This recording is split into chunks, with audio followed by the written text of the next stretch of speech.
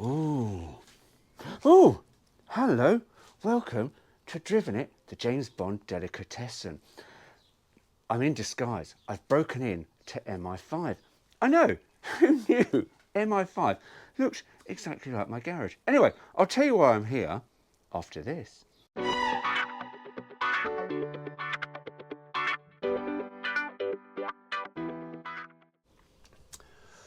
Right, now I've taken my silly mask off, I can tell you why I'm here. You know, I don't like that Corgi Lotus. And I thought, you know what, we're breaking into the Q branch of MI5. I'm going to arm myself with some tools. We're going to take the thing apart and we're going to see what actually makes it go. Now, I can tell you, and you're all sitting there going, well, it'd be bloody springs. Yes, it is springs and plastic moulding things. But actually, what is inside one of these? So, let's start drilling.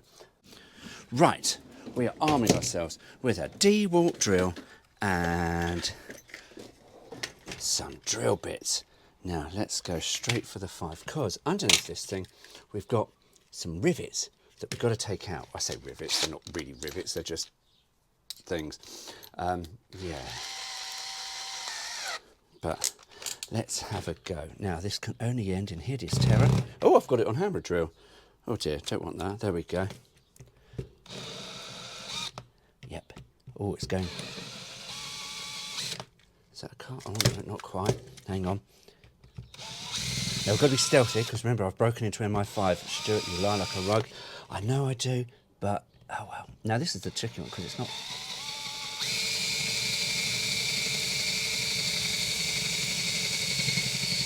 Oh, fuck. Hang on. I've just went a bit too far. Oh, no. Oh, right. Well, that's the back end free, and that's. Oh, that's the front end free. Oh, my God. Oh, my God. Do you know what? It's more complicated than I thought it might be, actually. Hang on. Let's put that there, that there. How does that work? So that does that, that does that. Right, okay. Let's have a look. Let's see what we've got. Right. Now, I am behind the camera as I try and work out what I did, because I've just done everything in front of the camera and I'm like, do you know what? The camera's quite small. I could stand behind it. So this is like me looking at it. So these are your flappy bits that come out. And it's very, very clever, you see, because you've got these little channels here, because there's a little sticky outy thing here that comes out and it sits in. I think I've actually got that on the wrong side. And it sits in and it goes like that. And see, so when this comes down and out of the car, you see, it moves outwards. Now, you might be going, but how do these bits here not flap around? Well, it's quite clever. Do you know what? I think the people at Corgi must have had so much fun making these. And you sort of go, oh, I'd love to have worked at Corgi at the time when they were doing all this Bond stuff. You see, because your little rudders, see, they sit here. Hang on, let me put the camera light. I wish this thing stayed on longer.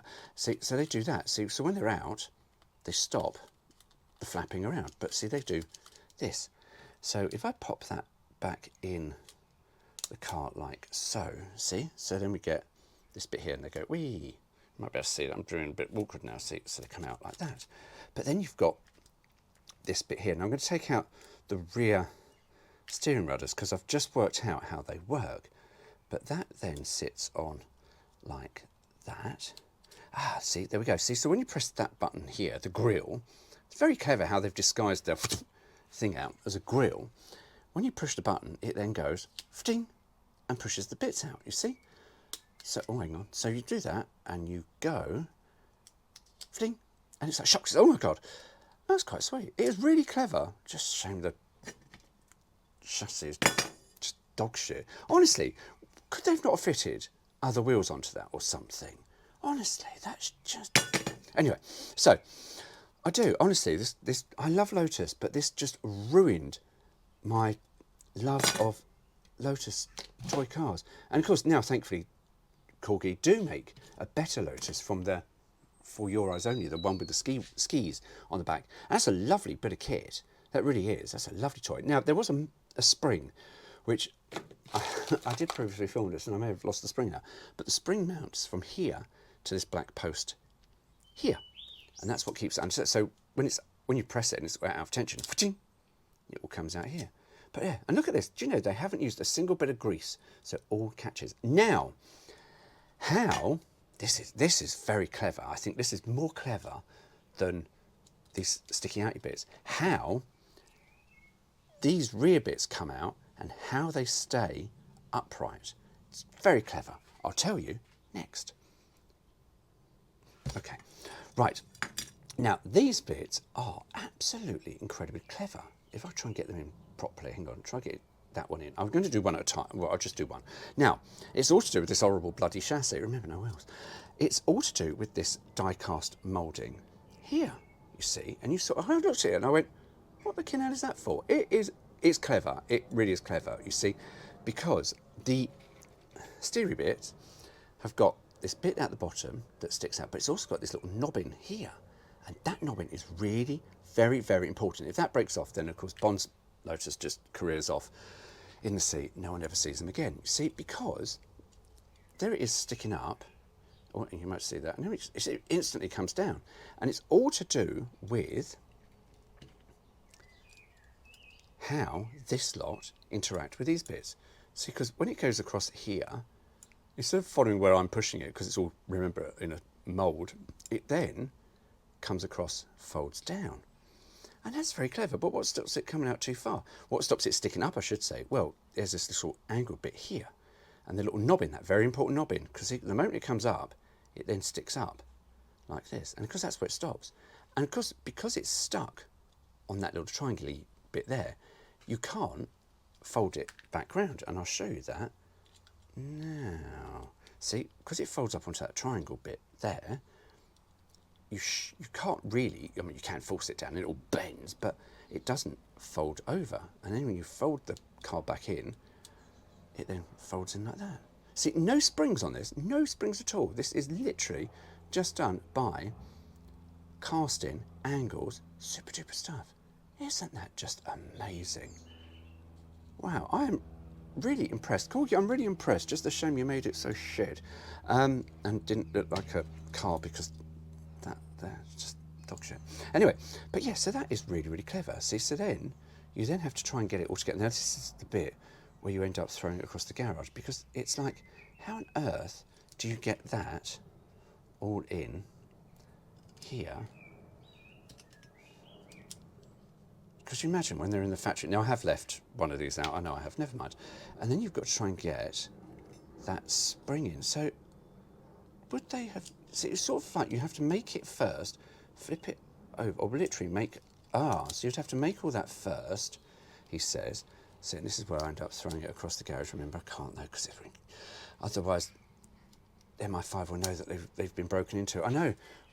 Anna, whatever her name is, they broke in and stole the blueprints for this, and they were going to put it on a larder probably. And you put the spring, yeah, so they put the spring in there. Can you imagine this in a Larder Neva? The squarest car in the world. Literally, do you remember when you learnt to swim at school and they threw that black brick into the bottom of it, right, go fetch it? That is exactly what would have happened if the Russians put this sort of stuff into a Larder Neva. Anyway, and then you put the spring on there, and then you put that carefully on top there, and then you put the body on top, which has got, as we say, the missile-y thing. Now, the missiles that took out our lovely Carol Monroe, which I can't remember the character's name. Isn't that bad? Bond fan, can't remember her name. Now, this is really just the simplest of toys, because remember, it sits in through the roof like that. Oh, hang on, if I should get the car. Should I get the car? Let's get the car. So it sits in like that. So it's the periscope, so you push that and it then goes and fires out all 4 rockets at once. All 4 rockets that ended up disappearing behind the sofa, and you never found them again. I never found them. I never had them. But it is the most simplest, because in here there are 4 springs, 4 tiny little springs, and then it's just this plastic moulding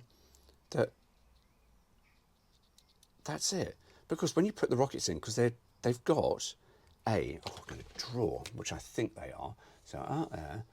That looks like a penis. I do apologise. It looks like I have driven? Oh, I've drawn a penis. Welcome to Driven It, penis time. So there, they are like that. I know.